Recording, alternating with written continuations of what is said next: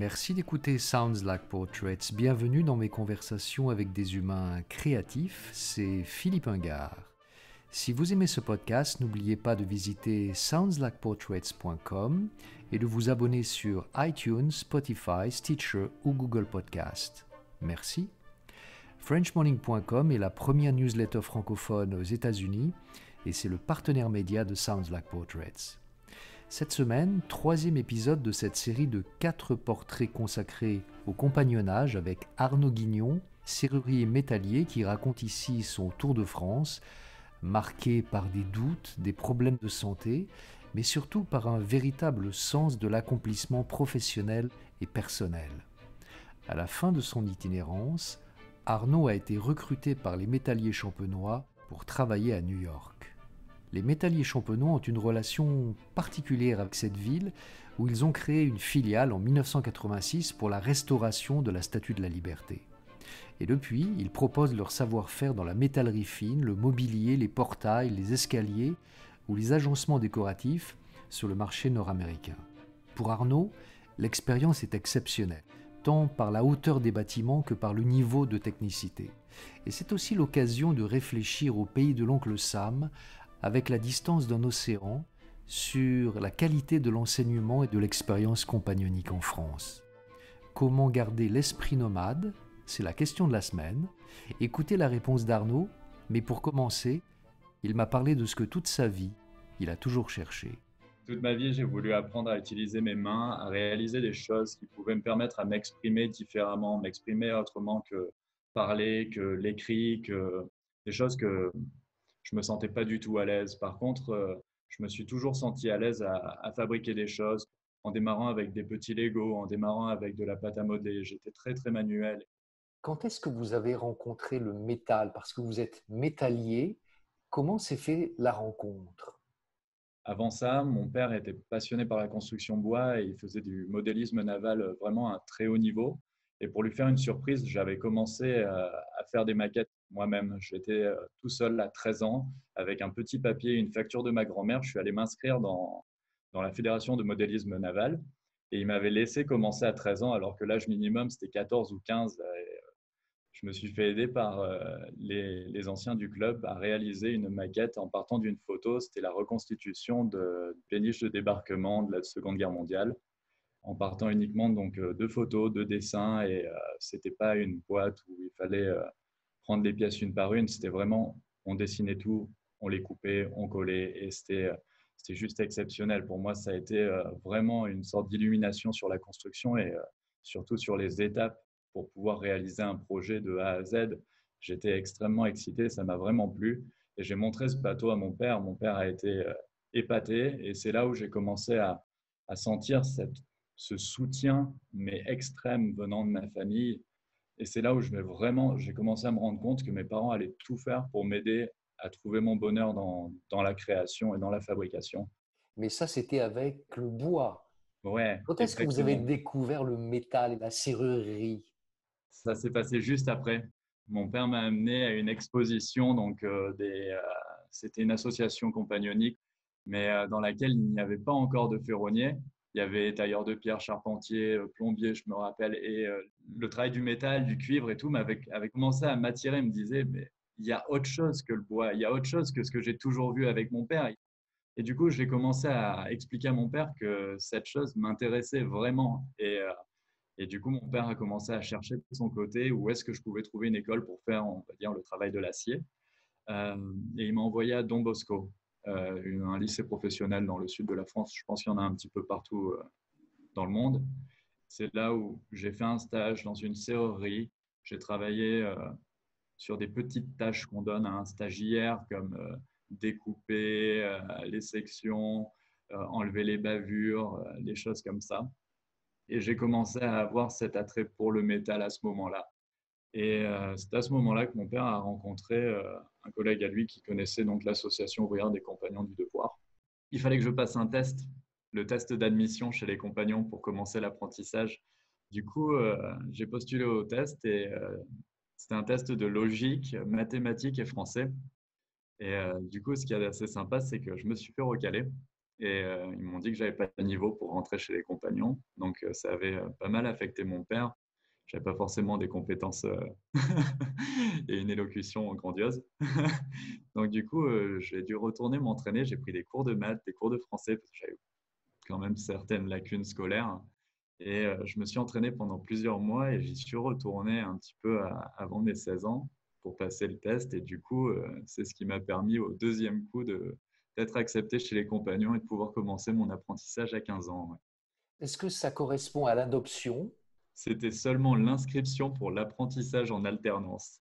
Après des 2 ans d'apprentissage en alternance, on avait le choix de oui ou non être invité à partir sur le Tour de France. Donc je vous avoue qu'après avoir passé 2 ans en alternance chez les compagnons, la seule envie que j'avais, c'était de vivre mon expérience avec eux. Parce que ce que j'avais rencontré, les histoires, toutes ces discussions que j'avais pu avoir le soir, j'étais déjà très très curieux à l'époque. Et je demandais toujours à ce que je puisse rester le week-end, parce que le week-end, on voit une toute autre vie dans la communauté et c'était vraiment très très attrayant. De quoi étiez-vous curieux et qu'est-ce que vous avez découvert à ce moment-là?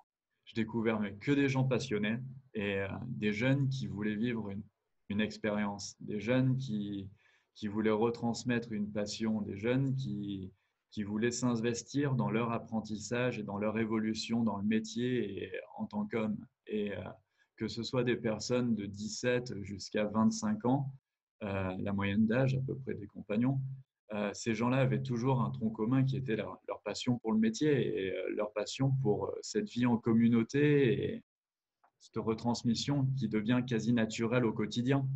Donc du coup, moi en tant que jeune et qui adorait tout ce qui était fabriqué de belles choses, je voulais toujours aller dans les ateliers des autres métiers en tant qu'apprenti. J'allais voir les maîtres de stage cordonniers, les maîtres de stage carrossiers, et je regardais ce qu'ils faisaient parce que pour moi, tout était magique, tout était fou qu'on puisse réaliser des choses aussi belles avec nos mains. Et dans la maison de Marseille, il y avait aussi un long couloir dans lequel étaient exposés tous les chefs-d'œuvre, c'est-à-dire les travaux de réception réalisés par les compagnons pour atteindre leur statut de maître ou leur reconnaissance. Chaque fois que j'allais dans ce couloir, je regardais ces œuvres, je me disais, mais c'est vraiment un niveau que j'aimerais un jour pouvoir atteindre, ne serait-ce qu'effleurer. Qu'est-ce qu'on voit dans ce couloir? À quoi ressemblent ces chefs-d'œuvre? Ah, ben, il y en a en tout genre, de tous les métiers. C'est ça qui est beau, en fait, c'est une pièce, une réalisation, on va dire, avec des complexités, avec un certain niveau et une qualité de réalisation qui doit atteindre les attentes des personnes qui vont le corriger. Donc, il faut partir du point de vue que très souvent, les personnes qui les corrigent sont Exigeante? assez exigeantes. Ouais. Qu'est-ce que vous alliez dire? Non, j'ai essayé de chercher un mot, j'ai essayé de peser mes mots tu vois, en disant, ouais, des fois, on est un peu sévère. La précision à avoir est quand même assez importante et il y a beaucoup d'autres raisons aussi pour la qualité de ce travail. Ce que je note, c'est que votre curiosité, elle était à la fois sur le travail des compagnons que vous avez rencontrés, mais aussi sur leur personnalité, leur accomplissement. Est-ce Ah, que c'est ça qu'il faut comprendre? oui, je pense que il y a quelque chose d'autre qui m'a énormément intéressé avec le compagnonnage, c'était l'esprit, l'homme en soi. Bien sûr, l'homme et la femme, parce qu'il y a des compagnons hommes et femmes aujourd'hui. Le côté, on ne peut pas encore dire spirituel, parce qu'à l'époque, je n'avais pas cette ouverture psychologique sur tout ce qui était spiritualité du compagnonnage, mais j'étais déjà très, très attiré par l'ouverture d'esprit que ces jeunes et la maturité qu'ils pouvaient avoir. Ils étaient déjà plus âgés que moi, hein, j'avais seulement 15 ans, mais ça m'intéressait énormément. Vous parlez de spiritualité et pourtant, le compagnonnage, c'est un travail d'abord sur la matière. Avec le recul, comment vous faites ce rapport entre le travail sur la matière et puis la maturation, la maturité spirituelle que vous évoquiez? Les deux vont ensemble. On ne peut pas forcément uniquement se focaliser que sur le métier et arriver à un certain niveau dans le métier sans avoir une certaine écoute et une ouverture d'esprit pour apprendre plus venant de nos anciens ou venant des jeunes. Ça, c'est au niveau des valeurs, mais j'imagine qu'il y a du plaisir à faire ça, il y a de la joie, on doit sentir du bonheur quand on incarne les valeurs que vous évoquez. Le bonheur, il est pas constant. Il y a des moments qui sont beaucoup plus durs que d'autres. En tout cas, ce qu'il en ressort, après plusieurs années de compagnonnage et maintenant de sédentarisation pour moi, c'est vrai que c'était que du bonheur. Est-ce que vous pouvez me parler plus de ces hauts et de ces bas qui ont contribué à votre maturité au fond? Des bas, j'en ai eu quelques-uns. Ça avait commencé par ce refus pour rentrer chez les compagnons. Ensuite, après avoir fait mon apprentissage, je suis parti en tant que stagiaire chez les compagnons. Dans mon début d'année de stagiaire, j'ai eu des soucis en entreprise et du coup, j'ai quitté l'entreprise au bout de 2 mois. Du coup, je suis rentré chez moi en disant que c'était fini. Et j'ai une des personnes qui avait présenté le compagnonnage à mon père, l'association en particulier, a rappelé mon père. Il lui a dit il est hors de question que ton fils abandonne dès maintenant. Ça fait seulement 2 mois qu'il y était. Moi, je lui donne du travail. Il vient à Troyes, il y a une place pour lui. Donc, je suis monté dans l'Aude à Troyes pour continuer mon année de stagiaire. Et dans cette année de stagiaire, donc là, ça a été un très beau moment parce que on est venu me récupérer, on m'a redonné une chance, on m'a expliqué que ça pouvait être comme ça assez souvent et qu'il fallait pas baisser les bras au premier coup. Donc on m'a dit Arnaud, il faut que tu sois plus constant, que tu t'investisses plus et surtout que tu n'abandonnes pas facilement. Et du coup, j'ai travaillé avec des gens formidables, j'ai vraiment été très épaulé, c'est un jeu de mots. Et en fin d'année, j'ai commencé à me blesser une épaule parce que je pense que je donnais beaucoup de moi-même pour essayer de rattraper peut-être un retard professionnel. Et du coup, j'ai essayé de travailler, mais vraiment très fort, que ce soit au travail ou à la maison des compagnons. Et en fin d'année, quand j'ai réalisé mon travail d'adoption pour devenir aspirant, je me suis blessé l'épaule droite. Grosse tendinite, début de douleur qui était assez intolérable. Et, euh, et du coup, on m'a demandé de me reposer. Ça m'a donné envie de prendre un peu de recul, essayer de partir en Corse pour voir un travail différent, des matériaux différents, une mentalité différente et surtout réfléchir pour mes prochaines années. C'est aussi ça le compagnonnage, c'est la rencontre avec des gens qui peut-être vous comprennent mieux à un certain moment de votre vie que vous-même. Exactement. Dans le Tour de France, on rencontre des gens qui sont là pour nous soutenir, nous épauler, nous motiver, nous donner de l'inspiration au quotidien. Bien sûr, on rencontre des personnes qui peuvent aussi nous tirer vers le bas, nous influencer, nous faire perdre confiance en soi. Mais la balance, elle est vraiment très honnête. Et on apprend aussi par la vie en communauté à être tolérant. Donc, on peut tolérer entendre certaines choses qui peuvent nous blesser et on peut s'accrocher aux choses qui nous motivent et qui nous tiennent. En Corse, ça a été un enchaînement de succession de problèmes de santé qui se sont terminés avec une double rupture de tendon de l'épaule droite, où j'ai dû arrêter le métier, où je suis rentré pour tout le côté chirurgical sur Monaco et Nice et où les chirurgiens m'ont appris qu'il fallait que je commence à considérer un autre métier parce que c'était quelque chose de peut-être un petit peu trop dur pour la manière dont mes épaules étaient construites. On m'a rattaché mes tendons, j'ai fait 6 mois de rééducation et tout au fond, je me suis quand même dit que je veux essayer, je veux y retourner, faire les choses différemment. Il n'y a peut-être pas que l'atelier, il y a peut-être des choses qui sont plus fines, plus légères. Je suis reparti sur le compagnonnage pour ma troisième année dans la ville de Angers. Donc là-bas, j'avais commencé à bosser en menuiserie aluminium en me disant que ça allait être plus léger, plus simple. Donc la menuiserie aluminium, ça ne m'a pas du tout branché, mais c'était très très intéressant. Et dans le courant de cette année, j'ai rencontré une personne, patron d'une entreprise, un compagnon que j'admire énormément et que je respecte beaucoup. Et encore une fois, que je remercie de m'avoir donné cette chance. Il il travaille toujours hein, dans la ferronnerie de luxe, on va dire, dans la serrerie fine, ferronnerie fine, vraiment pour les plus grandes maisons, on va dire, comme Dior, Chanel, Louis Vuitton. Donc c'est vraiment une gamme différente de la ferronnerie d'art et de l'agencement intérieur. Donc il m'a donné une chance et extrêmement motivé. Je suis entré dans son entreprise et là j'ai découvert le travail du bronze, du titane, du laiton, la texture des matériaux, la réalisation donc de gravures, de patines en servant d'acide et vraiment toute une nouvelle ouverture sur la diversité du métier de serrurier métallier, avec le travail des cuirs, des pierres et l'assemblage sur les meubles, etc. Donc ça a été une nouvelle épiphanie pour moi, découverte d'un quelque chose qui me plaisait encore plus que tout le reste et on va dire qui sollicitait moins mon physique. Après mon année à Angers, on m'a conseillé de m'orienter sur tout ce qui était structure et construction un petit peu plus imposante, comme les escaliers. Donc là, je suis parti sur Strasbourg. Strasbourg, j'ai découvert les escaliers, grosse entreprise, très très intéressante, beaucoup de matériel, une organisation, le top pour monter des escaliers. Et à Strasbourg, je me suis dit, bah, c'est l'année où il faut que je demande à faire mon travail de réception.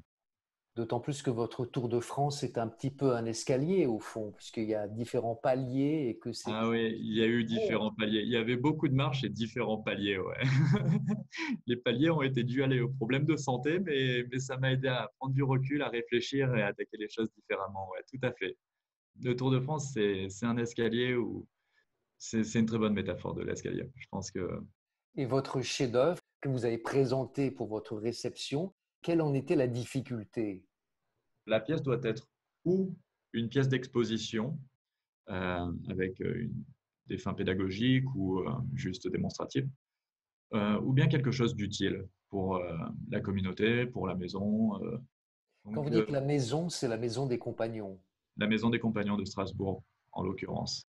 Et à ce moment-là, on avait besoin de refaire les portes des salles de cours. Donc, on a proposé de réaliser des portes pour les salles de cours avec des motifs décoratifs et des ornements. Donc, à ce moment-là, la réalisation de mon travail de réception, ce fut une porte. Pas forcément mon ouvrage préféré, à vous dire la vérité, mais je pense que tout ce qui s'est passé pendant la réalisation du travail ont simplement augmenté mon envie de persévérer, d'apprendre plus et de pousser, on va dire, cette limite, que ce soit la connaissance ou moi-même. Pour donner une idée, parce qu'une porte, il y a beaucoup de portes, elle ressemble à quoi cette porte qui est votre chef-d'œuvre, c'est-à-dire cet objet dans lequel vous allez montrer tout votre savoir-faire. Ça va ressembler à quoi? Ça ressemble à quoi? Elle faisait un peu porte de coffre-fort, avec un motif en bronze au milieu. Ouais, elle faisait un petit peu lourde, relativement lourde avec une vitre au milieu. Ouais. Pendant l'adoption dont vous avez parlé, pendant ce moment de réception, il y a des symboles qui vous sont donnés. Avec le recul, à quoi ça sert un symbole et comment est-ce que ça vous a servi dans votre parcours? Pendant l'adoption et la réception, ça a été deux moments importants de ma vie où j'ai reçu un enseignement, où j'ai écouté, beaucoup écouté. C'est quelque chose qui était très fort et le fait de l'avoir sous forme de symbole, ça nous permet d'avoir une image, un visuel qu'on peut se rappeler facilement au quotidien, dans lequel on va chercher la définition nous-mêmes, ce qui nous permet de plus facilement l'interpréter en fonction de ce qui se passe dans notre vie. On prend un exemple d'un symbole que vous avez reçu et comment est-ce que dans la vie quotidienne il vous sert? Je ne sais pas si vous avez déjà vu sur les bâtiments de France, il y a souvent un labyrinthe de dessiné. Donc ce labyrinthe a été aussi utilisé par les compagnons. Il représente plein de choses qui nous définissent, qui nous permettent de se remettre en question et de prendre du recul. Et on peut aussi un peu le comparer à cette métaphore que vous avez fait de l'escalier. Comme quoi il y a un départ, il y a peut-être une arrivée, mais sur tout le long, il y a un chemin avec des paliers. Et c'est des choses qui peuvent nous apprendre, entre autres, la persévérance ou la patience.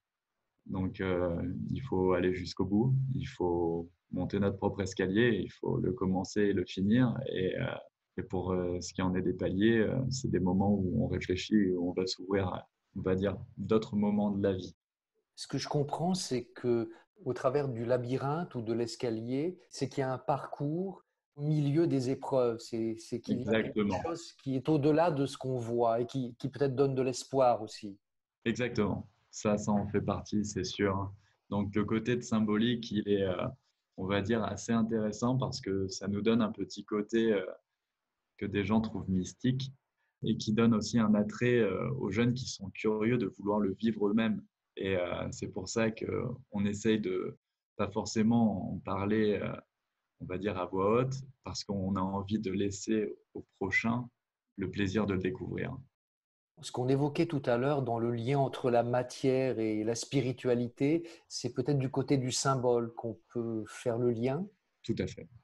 C'est c'est tout à fait au côté du symbole qu'on va en faire le lien parce que un des symboles de base du compagnonnage, c'est cet équerre et ce compas où on est souvent confondu avec le côté maçonnique. C'est que nous, pour nous, la matière et le spirituel doivent être quelque chose de lié et l'un ne va pas sans l'autre. Je pense pas que c'est quelque chose que l'on approfondit pendant le Tour de France parce que très souvent on est jeune. Par contre, je ne serais pas jaloux de quelqu'un qui a commencé son tour plus tard que moi. Donc j'ai eu la chance de pouvoir finir le mien quand j'avais 22 ans, 23 ans techniquement. Vous avez terminé votre Tour de France au Ah, moment ouais, où la plupart des compagnons le commencent. ouais, grosso modo, c'est ça. J'avais 23 ans quand j'ai atterri aux États-Unis et en fin d'année, on m'a donc mis sédentaire aux États-Unis, donc j'avais 24 ans. Vous dites sédentaire, est-ce que vous vous considérez fixé ou est-ce que c'est juste une étape? Pour nous, chez les compagnons, le mot sédentaire, c'est la fin d'un voyage, c'est la fin du Tour de France en soi. Par contre, en tant qu'homme, et après avoir découvert qu'est-ce que le voyage m'apprenait et que le voyage était vraiment le système qui m'a permis le plus d'évoluer et de devenir un homme et de devenir qui je suis, je ne pense pas que j'arrêterai aujourd'hui, non. Qu'est-ce qui a le plus compté pour vous pour apprendre votre métier? Est-ce qu'il y a une forme de mimétisme des Ah gens? ouais, mais vous l'avez dit tout à fait, hein, c'est le mimétisme, c'est-à-dire regarder, se rappeler, essayer et pratiquer. C'est vraiment la constance qui nous permet de réaliser certains gestes avec le plus de précision et de dextérité. Donc, c'est vraiment par le fait de répéter, répéter, répéter. Donc, c'est vrai que les coups de marteau, à avoir une précision, on va dire, assez extrême pour ne pas endommager les matériaux, pour ne pas abîmer les arêtes, etc. Quand on tape sur des champs pour redresser, c'est vrai que c'est des choses qu'on va faire, mais pas des centaines de fois, plus des milliers de fois. Donc, Vous, le mimétisme était très important. par rapport aux outils traditionnels du métallier, est-ce qu'ils sont en train d'être remplacés ou est-ce qu'on conserve quand même des outils traditionnels? Donc, ça dépendra des entreprises et des secteurs d'activité, je vais dire. Pour tout le côté ferronnerie ornementale, c'est quand même un secteur qui est très très petit. Donc le côté forge, les machines, elles n'ont pas encore pris trop d'espace. Du côté mécanique, c'est-à-dire tout ce qui est usinage de pièces, comme des pivots, poignées, des pièces un petit peu mécaniques, on va utiliser des pièces à commande numérique de plus en plus, donc avec des changements d'outils automatiques. Donc ça, c'est vraiment dans des entreprises qui sont quand même légèrement plus conséquentes, qui ne correspondent pas aux métalliers, aux serruriers métalliers de base dans nos petits villages français. Ça, c'est quelque chose que j'ai remarqué grâce au Tour de France, c'est que la petite entreprise, à vouloir faire beaucoup de différents boulots, on peut se faire mal. Parce qu'on n'a pas forcément le matériel de manutention, parce qu'on n'a pas forcément tout l'équipement pour réaliser que ce soit de la petite charpente comme de la forge conséquente, on peut se faire mal. Par contre, quand on est dans des plus grosses entreprises, c'est vrai qu'il y a cette facilité et accessibilité au matériel de manutention qui est complètement différent. Et c'est vrai que moi, j'ai un attrait pour les entreprises qui sont légèrement plus grosses. Est-ce que vous pourriez me donner le nom de certains outils traditionnels? Parce qu'il y a des outils qui ont des noms magnifiques. Et c'est vrai qu'en forge, tout ce qui est dégorgeoir, chasse à paré, tranche, tranche à chaud, c'est vrai que ce sont des outils, on va dire, quand on les voit dans des musées, sont assez sympas, assez intéressants et on voudrait voir comment on s'en sert. Et rien que d'écouter ces noms, c'est magnifique. C'est une très belle facette du métier. C'est triste qu'aujourd'hui elle soit si petite, mais c'est une très belle facette du métier. Ouais. Est-ce que, à votre avis, la machine pourrait à terme remplacer le travail manuel? Et est-ce que vous pensez que la qualité du travail manuel, on peut l'obtenir avec une machine? Ou est-ce que la main apporte quelque chose que la machine ne pourra jamais apporter? Je pense vraiment que les deux sont nécessaires. Aujourd'hui, on utilise des machines qui sont assez impressionnantes, qui vont réaliser des pièces que moi-même à la main, j'aurais pas pu faire, pour sûr même. Mais ces pièces-là, elles sont faites parce qu'on les a étudiées, parce qu'on a réfléchi, parce qu'on sait exactement où est-ce qu'on pouvait avoir des problèmes et comment apporter des solutions. Et c'est ce qui nous permet de monter le niveau du métier, je trouve. Ça nous permet de faire des mécanismes plus fins, des mécanismes plus beaux, des choses que Si on voulait les faire à la main, il nous faudrait peut-être des semaines, alors qu'aujourd'hui, on peut se repermettre de le faire en une journée, en plusieurs heures sur une machine sans qu'on ait à le surveiller. Donc ça, c'est assez intéressant. Je peux prendre la comparaison dans l'évolution du métier. À l'époque, les ateliers de ferronnerie, ils étaient énormes. On pouvait avoir une vingtaine de forgerons à réaliser des ouvrages impressionnants. De nos jours, la main-d'œuvre est beaucoup plus difficile à trouver. Les heures de travail sont beaucoup plus chères qu'à l'époque. Donc en fait, si on veut réaliser un ouvrage d'une taille quand même conséquente, avec les moyens qu'on a aujourd'hui, heureusement que la technologie est là parce que sinon, on serait coincé, on pourrait faire que des petits ouvrages. Des ouvrages de la taille de la Statue de la Liberté seraient plus jamais vendables. Alors, vous êtes à New York, vous travaillez à New York. Racontez-moi justement l'histoire des compagnons métalliers avec la ville de New York, parce que c'est ça qui vous a amené ici à vivre l'expérience de New York. Ah oui, l'histoire, elle est assez intéressante. En 86 ou 87, il y a eu un appel d'offres pour une restauration donc, de la structure intérieure et de la flamme du visage et d'un pied de la Statue de la Liberté. Et une entreprise française qui a été, on va dire, ambitieuse, a répondu à cette offre en leur disant qu'ils étaient tout à fait capables de venir aux États-Unis et de restaurer et refaire donc toutes les parties endommagées de la statue. La ville de New York a accepté que ce soit cette entreprise de jeunes Français de venir le faire. Et cette entreprise a réussi, on va dire, le challenge impossible de venir ouvrir une entreprise ou un atelier à l'époque. Ils sont venus ouvrir un atelier sur l'île de la Statue pour réaliser donc cet ouvrage. Et ils ont importé tous les ouvriers, le matériel nécessaire. Après, ils ont dû tout fabriquer sur place. Et c'est vrai que ce qu'ils ont fait, c'était fantastique. C'est vraiment des gens que j'admire professionnellement et j'ai eu le privilège de travailler avec ces gens-là pendant des années parce que ces gens sont toujours en activité aux États-Unis. Ces entreprises, ils sont toujours.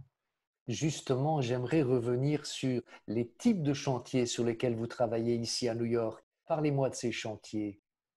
L'arrivée dans New York et le travail dans New York, ça a été quelque chose qui m'a encore plus impressionné que la ville en soi. C'est le fait qu'il y ait des personnes avec autant de moyens et ce besoin continu de devoir montrer qu'ils peuvent se permettre certaines choses indécentes nous ont amenés à des chantiers qui, pour moi, sortent du commun. Et je ne pensais vraiment pas que de toute ma carrière professionnelle, je puisse un jour bosser sur des chantiers comme ça. Euh, Indécentes, c'est-à-dire. Si je compare juste à mon apprentissage, j'avais déjà passé pratiquement un mois et demi à travailler sur un portail proche des 1 tonne et que je trouvais vraiment incroyable et je pensais vraiment pas avoir d'autres chances dans ma vie de réaliser des ouvrages de telle ampleur. Récemment, on a installé un portail qui fait un petit peu plus de 13 tonnes dans une structure métallique en bas d'un bâtiment de 450 mètres. Donc, les moyens de manutention, c'est des grues de 70 tonnes qu'on va mettre en place. C'est des calculs d'ingénieurs qui vont durer des semaines, des demandes de permis qui vont durer des mois. Et c'est assez plaisant de se dire on a posé un portail sur la 58e à côté de Central Park et que c'est pas demain la veille qu'il y en aura un plus gros sur Manhattan, quoi. La qualité de travail de notre entreprise, c'est vrai elle est quand même exceptionnelle.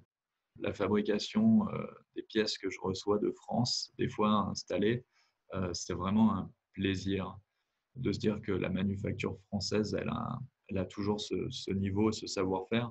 Et bien sûr, sur les chantiers, c'est toujours un plaisir d'expliquer qu'est-ce qu'on va faire et que les clients reviennent ou les architectes passent à côté de nous et voient le projet avancer au fur et à mesure et nous disent, je ne pensais pas que c'était vraiment faisable. On avait vu les rendus 3D, mais on ne pensait pas que ça allait être aussi beau, aussi gros. Donc, ils nous disent, c'est de la bijouterie. De la bijouterie quand les barreaux du portail font quasiment 10 centimètres de diamètre. C'est de la grosse bijouterie, oui. Quel est votre jugement sur la qualité des buildings ici à New York? Le gros œuvre, franchement, ils sont au top. C'est impressionnant de les voir travailler, hein, quand les grosses tours se construisent 24-24. Les organisations sont impressionnantes. Après, le secteur plus fin, on va dire, de l'agencement intérieur de luxe, des entreprises américaines sur le marché, il n'y en a peut-être pas tant qu'on imagine. Énormément d'entreprises étrangères, que ce soit français, italien, espagnol. Beaucoup d'entreprises d'Europe en fait viennent ici parce qu'il ne faut pas oublier cette chance que l'on a, c'est l'apprentissage. Et c'est que depuis mon arrivée aux États-Unis que je me rends compte à quel point le français a de la chance, pas d'être français uniquement, mais la facilité d'apprentissage, l'accessibilité à cette formation de qualité qu'on a en France et encore plus le compagnonnage. C'est vraiment quelque chose qui nous met dans une niche sur New York. Des compagnons, j'en ai rencontré plusieurs, que ce soit d'autres métiers, et ils sont toujours dans cette même niche et elle est extrêmement respectée en ville. Ce que je comprends, c'est que cette tradition du compagnonnage amène à faire des travaux que les Américains ici ne seraient peut-être pas capables de faire avec cette qualité. Est-ce que c'est ça qu'il faut comprendre? J'aimerais pas dire qu'ils n'en sont pas capables, mais ils n'en ont pas l'éducation, ils n'en ont pas la formation nécessaire pour pouvoir les réaliser dans les mêmes délais que nous, au même prix que nous, et du coup c'est pour ça qu'on a le marché, peut-être pas eux. Jusqu'à présent, quel est le chantier à New York qui vous a le plus impressionné? Je sais que vous avez travaillé sur l'appartement le plus élevé de toute la ville. J'imagine que ça a dû être aussi quelque chose d'impressionnant. Racontez-moi. Il y en a un, c'est une villa, donc un bâtiment de 8 étages, proche de Central Park. Je ne peux pas donner l'adresse. Le client avait suffisamment de moyens pour garder les façades de deux bâtiments l'un à côté de l'autre, de faire tomber le bâtiment de derrière et les faire entièrement reconstruire en gardant la façade qui est patrimoine de la ville. Ce chantier a été juste au-dessus de tout ce que je pouvais imaginer. Les matériaux utilisés en intérieur, que ce soit le gros œuvre comme la finition, tous les matériaux étaient que les plus chers qu'ils pouvaient trouver sur le marché. Les main-d'œuvre venaient de partout dans le monde, que ce soit les stuccos, les marbres, les cristals. Ce chantier était juste hors norme, C'était Versailles à New York, ça. plus que Versailles. Non, ils avaient vraiment la prétention de vouloir exagérer, mais sur tous les points. Et ça a été très intéressant de le voir, hein. Après, les goûts, c'est pas forcément ce que nous préférons, mais chacun ses goûts. Ensuite, ce chantier sur un des appartements les plus hauts de la ville, il n'est pas fini en fait, ce chantier. Je suis encore en train de travailler dessus. Ce serait pour une installation d'un escalier au 118e étage, 119e et 120e étage d'une tour. Donc, un escalier qui fait plus de 15 tonnes, à monter en plein de pièces qui font jusqu'à 1 tonne 2, donc dans un ascenseur intérieur et avec une installation donc du coup dans ce triplex. Donc niveau manutention, là il y a plus de grues qui peuvent arriver à cet étage-là. Donc c'est un gros boulot de, on va dire, de conception, de means and method. Il y a une très grosse réflexion sur l'ingénierie à utiliser pour la manutention à l'intérieur de l'appartement. Donc, c'est encore une fois très intéressant et c'est le type de projet qui m'a plaît beaucoup parce que ça fait appel à d'autres corps d'État, ça fait appel à d'autres constructeurs, ça fait appel à des sous-traitants et c'est ce qui nous permet de travailler avec plus de gens. Et le travail en équipe, c'est vraiment quelque chose qui m'intéresse parce que des ouvrages comme la Statue de la Liberté ne se sont pas réalisés avec un bon ferronnier, ils se sont réalisés avec une équipe fantastique. Dans votre métier, est-ce que vous vous comportez différemment avec un autre collègue selon qu'il est ou non compagnon? On a tendance à être un peu plus dur avec les compagnons. Ah oui. Ouais, on a tendance à moins accepter les retards ou certaines erreurs. Et des fois, parce qu'on sait que c'est un frère compagnon, on se permet de lui faire la remarque alors que ça ne serait pas un compagnon, on lui dirait peut-être pas. On continue à se motiver et se taquiner pour garder un certain niveau quand même. On le sait tous les deux que tu pourrais faire mieux. Il y a ce côté stimulation constant de dire que quand même tu pourrais faire mieux. Je vous ai posé beaucoup de questions. Est-ce qu'il y a une question que vous souhaitez me poser? Alors à vous dire la vérité, j'en aurais plusieurs. Est-ce que cet attrait pour rencontrer les gens, vous l'avez eu au travers de voyages que vous avez fait au cours de votre vie? Est-ce que c'était votre formation initiale ou est-ce que c'est quelque chose qui vous a passionné et qui vous a redirigé vers ce type de travail? J'ai toujours été passionné par les gens accomplis ou en train de s'accomplir. J'ai toujours été passionné par les gens qui étaient cohérents entre ce qu'ils disaient et ce qu'ils faisaient. Et je sentais que c'était quelque chose qui m'attirait énormément. Et ça a toujours été. Il y a une forme de plaisir et une forme de rayonnement, en fait, que j'ai toujours ressenti. Et ce genre de podcast est une forme pour moi de rencontre dans ce cadre-là. D'accord. Initialement, moi, j'ai plutôt rencontré des artistes au départ. Et je crois au fond, même si j'ai beaucoup travaillé dans l'art, je crois au fond que je suis plus passionné par les artistes que par leur œuvre, même si j'aime leur œuvre. C'est-à-dire par tout le chemin par lequel ils progressent humainement pour découvrir une maîtrise, un accomplissement, pour faire leur œuvre au fond. Moi, le côté humain m'a toujours plus passionné que le côté réalisation, même si les réalisations parlent de l'humain. C'est le côté qui résonne le plus en moi, en fait. Ouais, je vois. C'est le côté qui m'intéresse le plus. Et ce qui m'intéresse vraiment, c'est ce qui me rappelle tout ce que j'ai à comprendre en moi et qui parfois, au travers d'une rencontre, sans même que la personne ne s'en aperçoive, est un éclairage, est une lumière, en fait. On parlait de la statue de la liberté, elle porte la lumière. J'essaie de rencontrer à chaque fois quelqu'un qui porte une petite lumière qui éclaire ce que j'arrive pas à voir en moi. Voilà un peu mon parcours, voilà un petit peu ce qui me mène, même si j'ai fait d'autres choses, même si j'ai enseigné, même si j'ai travaillé avec des collectionneurs d'art ou travaillé avec des artistes. C'est quand même ça qui me nourrit. D'accord. C'est le dernier moment de l'entretien, je l'appelle la minute de solitude et c'est pour que vous ayez le dernier mot. Je vais sortir de la pièce où je me trouve, je vais revenir dans une minute, le temps de vous laisser ajouter ce que vous voulez à cet entretien. Et il y a quelque chose que je ne vous ai pas mentionné, mais dans les rencontres et les moments difficiles, il y a quand même un moment de mon Tour de France. C'était ma dernière année en France. J'ai rencontré une personne qui avait envie de démarrer le Tour de France, une apprentie.